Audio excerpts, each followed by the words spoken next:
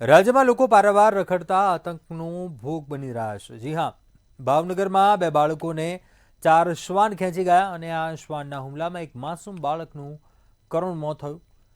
ભાણવડમાં પણ શ્વાનના હુમલાથી બાળકીનું મોત નીપજ્યું હતું। રાજકોટ, અમરેલી, સુરતમાં પણ શ્વાનના હુમલાની ઘટનાઓ સામે આવી। ત્યારે સૌથી મોટો સવાલ એ ઊભો થાય છે કે ક્યાં સુધી લોકો રખડતા પશુનો ભોગ બનતા રહેશે? શું તંત્રને યોગ્ય કાર્યવાહી કરવામાં રસ નથી? તંત્રને કેમ લોકોના જીવની ચિંતા નથી? આવા અનેક સવાલોને લઈ જનતાના મંતવ્યો આજે જાણીશું। સૌપ્રથમ અમદાવાદની જનતા પાસેથી જાણીએ કે રસ્તે રખડતા આતંક મુદ્દે તેમના શું મંતવ્યો છે। આજે વાત કરવી છે રસ્તે રખડતા આતંક વિશે। આ આતંક હોઈ શકે છે પશુઓનો, ને જેના કારણે થઈને રાજ્યની અંદર ઘણા બધા અકસ્માત પણ થઈ રહ્યા છે। અત્યારે હાલ આપણે બોપલ ગામની જનતા છે તેની જોડે જઈશું અને વાત કરીશું કે શું તેઓને પણ આવો બધો એક્સપિરિયન્સ થતો હોય છે।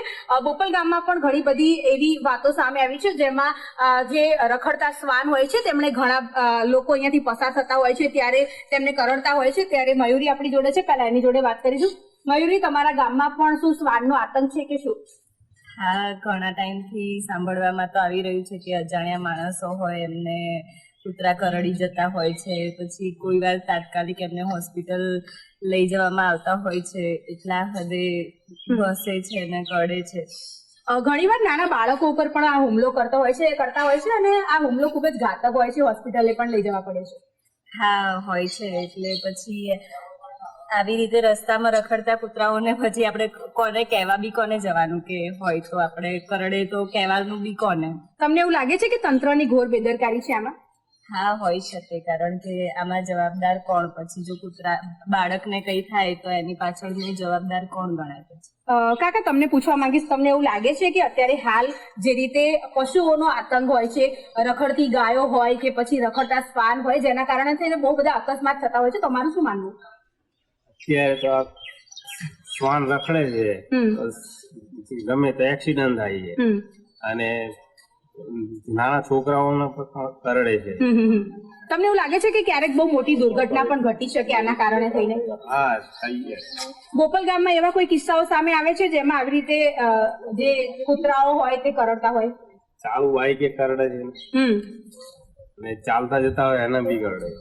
ઘણીવાર અજાણ્યા લોકો ઉપર પણ હુમલો કરતા હોય છે, એવા કોઈ કિસ્સાઓ? એવા તો કેટલી વાર થાય છે, પણ અજાણ્યા હોય એટલે તો કરડે એટલે જતા રહે।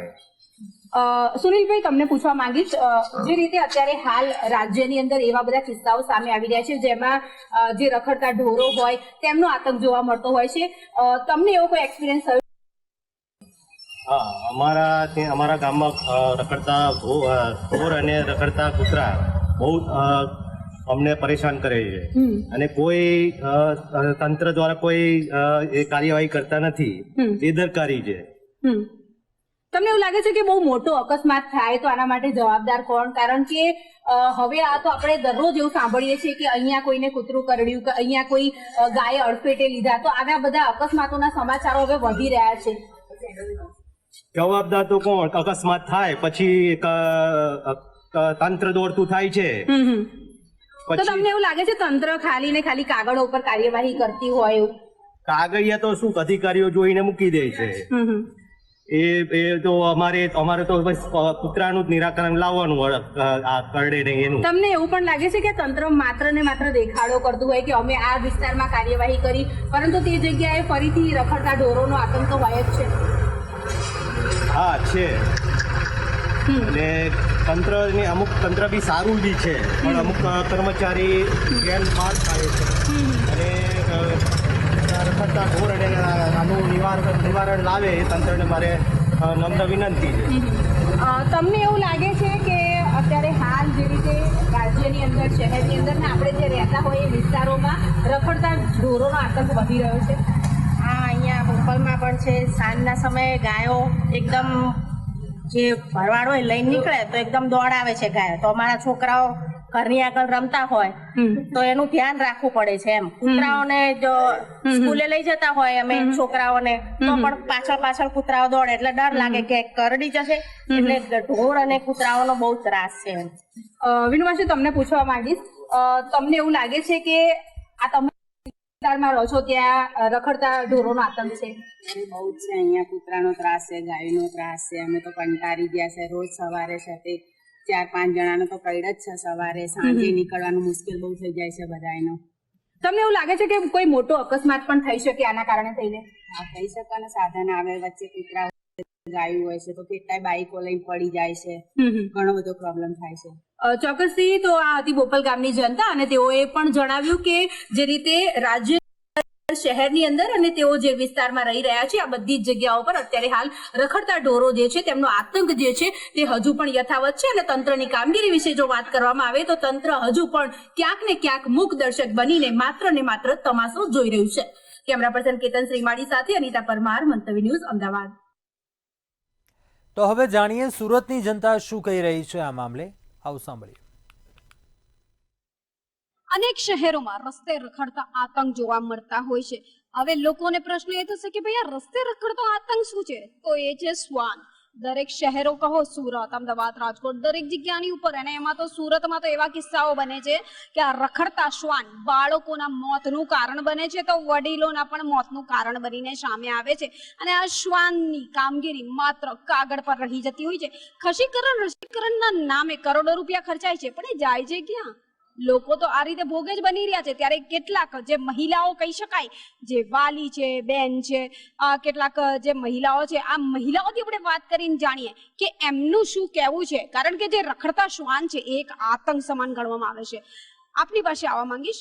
જે રીતે આ રખડતા શ્વાન છે એને લઈને અનેક ઘટનાઓ બને. ક્યાંક બાળકને કડી ખાતું હોય તો ક્યાંક વૃદ્ધોને કડી ખાતું હોય. એક આતંક જેવો તેમણે મચાવી રાખેલો હોય. તંત્રની કામગીરી હોય છે એવું કહેવામાં આવે છે, પણ છતાં પણ અસંખ્ય બનાવો રોજના સિવિલમાં ઇન્જેક્શન માટે સામે આવતા હોય. શું માનો? તમે જે કીધું તો એકદમ સાચી વાત છે. અમારા ઘરના જ 2-3 તો કિસ્સા છે કે પાર્કિંગમાં આવીને કૂતરું કરડી ગયું. હવે રખડતાની તો વાત દૂર જ છે. તો તંત્ર બી કરે છે કામ, હું ના નથી પાડતી, પણ તંત્ર હજુ એક મોટું એક્શન લેવું પડે. એવું કંઈક વ્યવસ્થા કરવી પડે. આપણે પશુ પ્રેમી બી છીએ, એવું બી નથી કહેતા કે ભાઈ તમે એમને એ કરો, પણ એવું કંઈક વ્યવસ્થા કરો કે જેનાથી લઈને બાળકો સુરક્ષિત રહે. હવે નાના બાળકો જે સ્કૂલ જતા હોય એ કાયમ ભયથી જ હોય કે ભાઈ મમ્મી તમે સાથે આવો ને, કાં તો હું તો નહીં જ જાઉં, કૂતરું કરડશે, ત્યાં કૂતરા હોય જ છે, આમ તેમ. એટલે બીક લાગે છે બચ્ચાઓને લઈને. હવે રસી, આટલી બધી રસી અપાવીએ અને પેલું કોઈક એમાંથી કંઈક હડકાયેલું એમ કે હોય છે તો એ કૂતરાને આપણે ધ્યાન રાખવું પડે. ડૉક્ટર એમ કહે કે તમે એ કૂતરા પર ધ્યાન રાખજો. જો એ કૂતરું મરી ગયું તો આ બચ્ચાને બી કંઈ થઈ શકે છે. તો આ તો કેટલી મોટી જવાબદારી છે. કઈ રીતે આપણે કૂતરા પર ધ્યાન રાખીશું? તો સરકારશ્રીને અપીલ છે કે પ્લીઝ આના માટે કંઈક મોટું નિર્ણય લો કે જેના થકી બાળકો અમારા સેફ રહે. કેટલા બધા કિસ્સા તો મેં જોયા છે કે બચ્ચાઓને ફાડી ખાધા છે, છોકરાઓને. એવા વિડીયો જોયા છે કે આપણી આંખ બંધ કરી દેવી પડે. તો પ્લીઝ આના માટે કંઈક એક્શન લેશો એવી સરકારશ્રીને અપીલ છે. તમે કીધું કે તમારા એનો જ કિસ્સો છે, એટલે શું થયું હતું અને એ પછી શું કરવામાં આવ્યું? રસી મુકાવી, એ કોઈક કાર્યવાહી થઈ? કાર્યવાહી તો કંઈ નહીં થઈ. પાર્કિંગમાંથી છોકરો બાઇક કાઢતો હતો અને અચાનક કૂતરો આવીને કરડી ગયું, અને એવી જગ્યા પર કરડી ગયું કે હવે તમને કહી ના શકું. અને એના માટેના પછી ઇન્જેક્શનો લીધા, ડૉક્ટરોને બતાવ્યું, હવે મોટો એવો ઘા બી થઈ ગયો હતો. પણ કંઈ નહીં, તંત્ર બેકાર. અમે તો કોઈને શું કરવાના ને શું કહીશું? ત્યાં જઈશું ને કોને કહેશું એવો ઘાટ સામે આવી રહ્યો છે. પણ ક્યાંક ને ક્યાંક વૃદ્ધો માટે પણ એક તકલીફ વાળું આ કામ છે, કેમ કે ક્યાંક ચાલી ના શકતા હોય. પહેલે એવું થતું હતું કે ભાઈ ચાલુ ગાડીઓ હોય એટલે કશું ના થાય, પણ હવે તો ચાલુ ગાડીએ પણ પાછળ દોડતા હોય, રાતે ડર લાગતો. કૂતરાઓને આતંક કેવું એ ગલત છે. એમને પણ પૂરતો પ્રેમ નથી મળતો, એમને પૂરતું ભોજન નથી મળતું, અને એમના આ રૂડ બિહેવનો એક આ જ વસ્તુ છે જે નેગેટિવ એ લોકો ઇફેક્ટ કરે છે, કેમ કે આપણે એમને પૂરતો પ્રેમ નથી આપતા. આપણે જેવી રીતના માણસો છીએ, આ સુરત શહેરના આપણે સદસ્યો છીએ, એવી રીતના ડોગ્સ પણ આપણા શહેરના સદસ્યો જ છે. તો એમની માટે આપણે પણ લાગણી જતાવી. તંત્ર તો કામ કરશે, ક્યારે કરશે એ નહીં ખબર, પણ તમે પોતે જ જઈને એમના માટે કંઈક સારું કામ કરો, એમના માટે ડોગ હાઉસ બનાવો, એમને પૂરતો પ્રેમ આપો, તો કારણ કદાચ આ વસ્તુ અટકી શકે છે.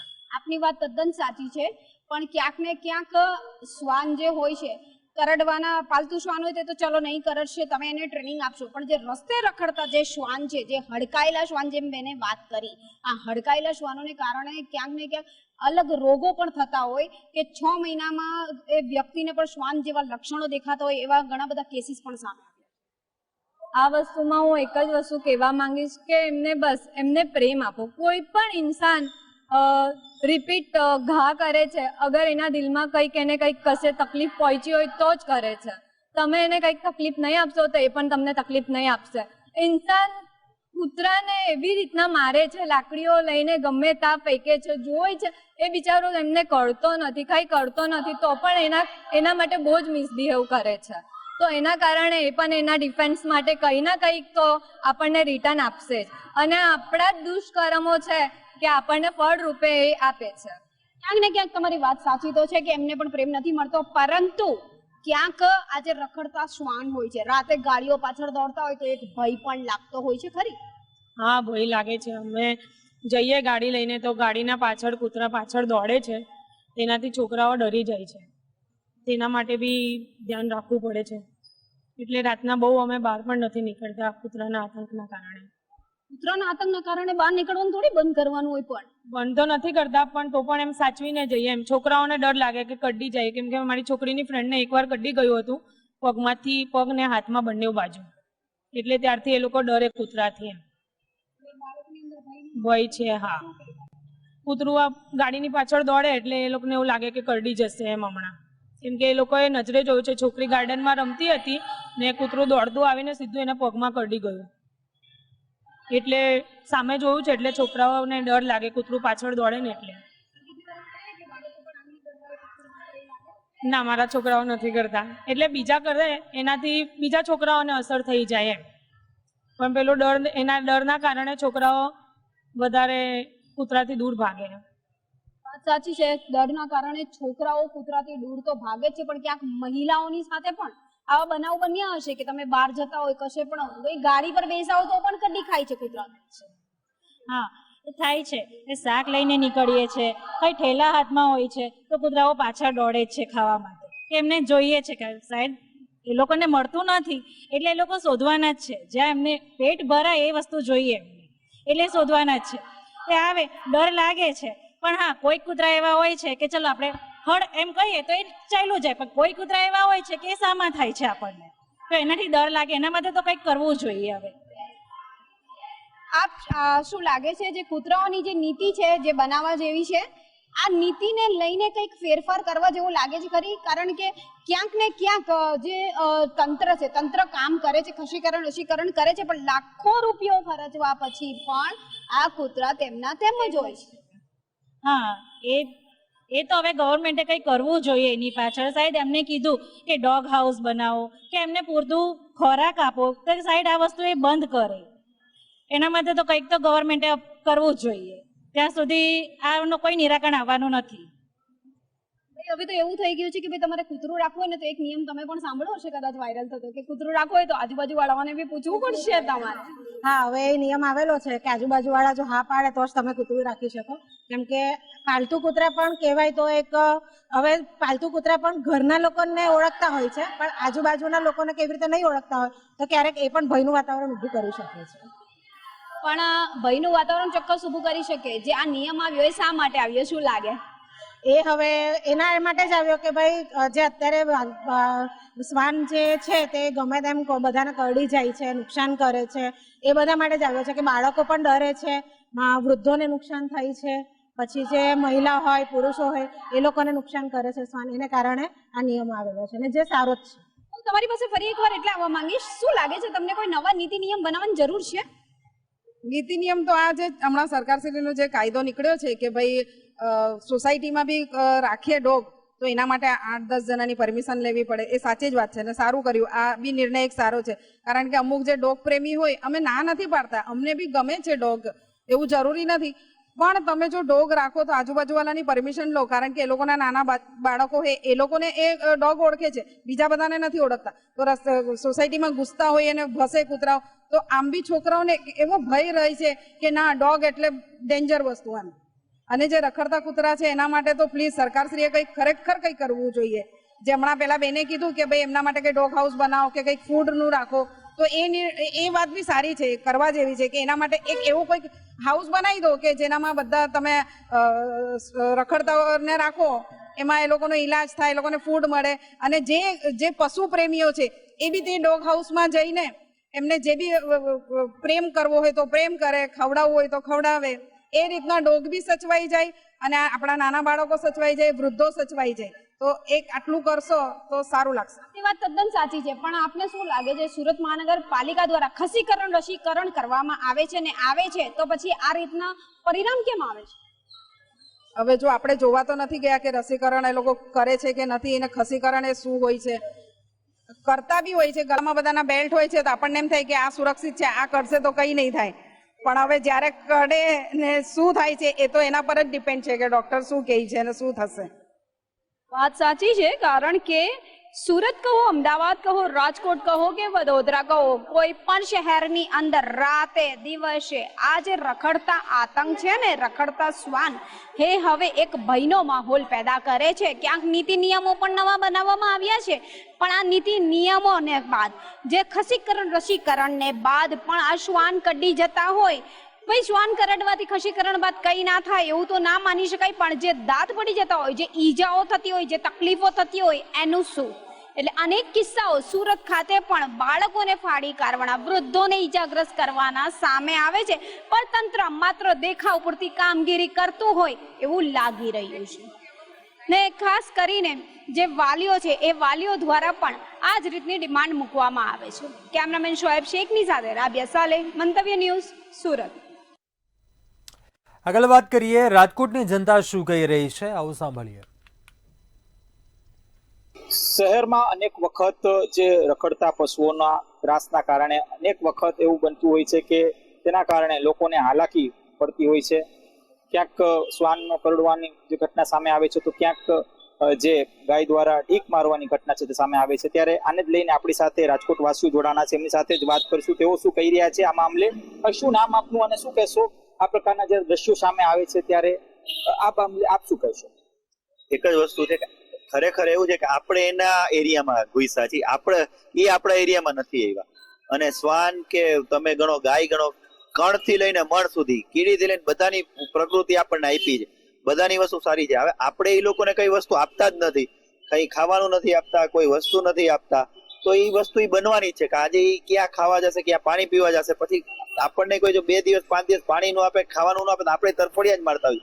પછી આપણે જે મળે એની ઉપર હુમલો કરી લઈએ છીએ. તો હુમલો કરવાનું મેઇન કારણ શું છે કે એની સગવડતા આપણે સાચવી નથી શીખ્યા. એ મોટો પ્રોબ્લેમ છે કે આજે આપણે એના એરિયામાં કે આપણે એનો એરિયા તો કબજે કરી લીધો, તો એના માટે પાણી પીવાની કે ખાવાની કોઈ વ્યવસ્થા નથી. ખાવાનું આપે તો પ્લાસ્ટિક કોથળીમાં કે એમાં આપી છે, તો પ્લાસ્ટિક શું અસર કરે છે આપણને ખબર છે. અમે જયારે ગાયોના ઓપરેશન થાય છે ત્યારે લોકોને આવે છે, પ્લાસ્ટિક કિલોના મોઢે નીકળે છે. જે પ્લાસ્ટિક આપણી જમીન માટે ખરાબ છે એ આપણે પ્રાણીઓને આપી છે, તો એ કેવી રીતે ચાલવાનું? એટલે મારી વસ્તુ એવી જ છે કે આપણે બને ત્યાં સુધી એ લોકોનું જેટલું ધ્યાન રાખી તો કોઈ દિવસ એ આપણને કડે કેવું નહીં થાય. We are also animal. આપણે બધા એક એનિમલમાં છે, આપણે મનુષ્ય છે, આપણી પાસે બુદ્ધિ જેવી વધુ છે, તો આપણે ભગવાને સારો, તો આપણે બીજાની સેવા કરીને બીજાનું કામ કરીએ એવું એક વિચારીને કામ કરીએ. આપ શું કહેશો? ખાસ તો આ પ્રકારની જ્યારે ઘટનાઓ સામે આવે છે, સોશિયલ મીડિયામાં અનેક જે સીસીટીવી હોય તે વાયરલ થાય છે, શું કહેશો આપ કે શહેરી વિસ્તારમાં ક્યાંક કઈ રીતની વ્યવસ્થા હોવી જોઈએ? રાજકોટ મહાનગરપાલિકાએ કઈ પ્રકારની વ્યવસ્થા ઊભી કરવી જોઈએ? ખરેખર સાચી વાત તો એ છે કે બધાને જીવવાનો અધિકાર છે, અને જેમ કીધું કે ભાઈ એને ખાવાની અને પાણીની વગેરેની વ્યવસ્થા હોય તો બીજા ઉપર આતંક ના મચાવે અને હેરાનગતિ ઓછી થાય. તો કોર્પોરેશને પણ કરવું જોઈએ અને સાથે સાથે અનેક સંસ્થાઓ પણ આગળ આવીને આવી વ્યવસ્થા ઊભી કરી અને જીવદયાના કામમાં આગળ વધવું જોઈએ, આવું મારો મંતવ્ય છે. આપ શું કહેશો? ખાસ તો આ પ્રકારની જયારે ઘટના સામે આવે છે ત્યારે કઈ પ્રકારની વ્યવસ્થા શહેરી વિસ્તારમાં ઊભી થવી જોઈએ કે જેથી આ પ્રકારની ઘટનાઓનું પુનરાવર્તન ન થાય? અનેક વખત જે શ્વાન છે કરડવાના જે ઘટનાઓ છે તે સામે આવે છે, શહેરી વિસ્તારમાં પણ ક્યાંક થઈ જાય છે, ત્યારે ખાસ તો જે રખડતી જે ગાયું છે તે પણ ઢીક મારતા હોય એવી પણ ક્યાંક જે ઘટનાઓ છે સામે આવે છે. તો વ્યવસ્થા કઈ પ્રકારની ઊભી કરવામાં આવે? શ્વાન અને ગાય આ બે શહેરોમાં મોટો પ્રશ્ન છે. હવે ખરેખર આ પ્રશ્ન છે જ નહીં.